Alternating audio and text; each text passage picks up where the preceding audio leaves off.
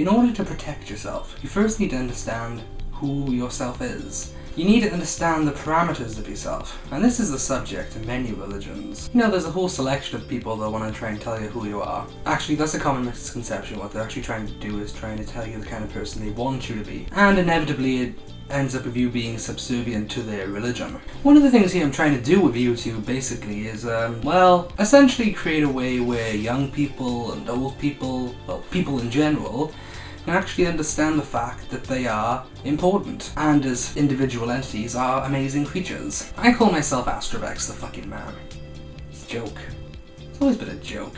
It's not a real thing. I'm just some guy, bumbling along, mumbling to myself with a whole bunch of crazy special effects. So who am I to really tell you who you are? I have just as much right to tell you as much as Anthony Robbins or any other self-motivational speaker.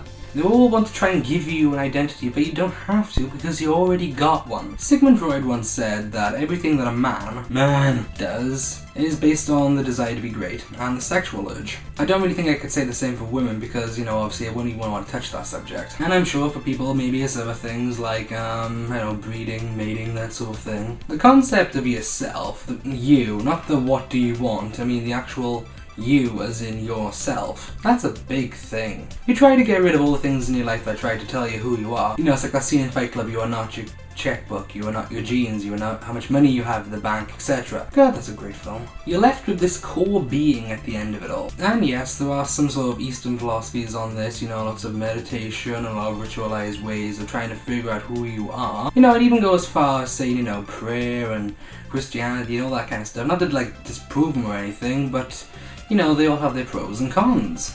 But religion, organized religion, is all about making you subservient to the religion. But I don't think in the future with cyborgs and robots and flying cars and stuff like that, I don't think we're going to be able to cope and learn to live with those ancient and outdated ideas. Now, back in the 60s, they had, Satanism, which was just LaVey stuff, where it was just there is no God, it's all us, hardcore atheism. And in turn, that does have some good points.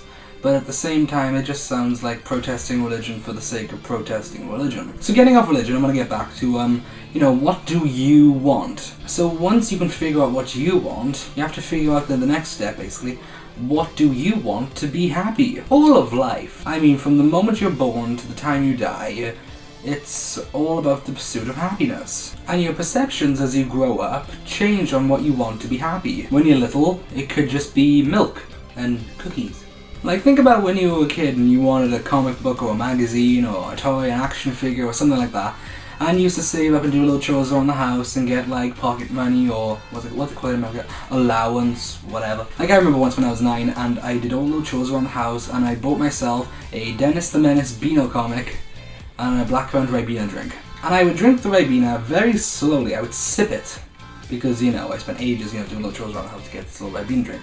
And in turn, I think the Dennis the Menace comic book was actually better for me than the Ribena was. Because I think as we grow, we learn to appreciate the more, basic individual things. Like spending some time with yourself. And now with media and, massive saturation of images and stuff like that, I think how movies come out, Avatar, for example.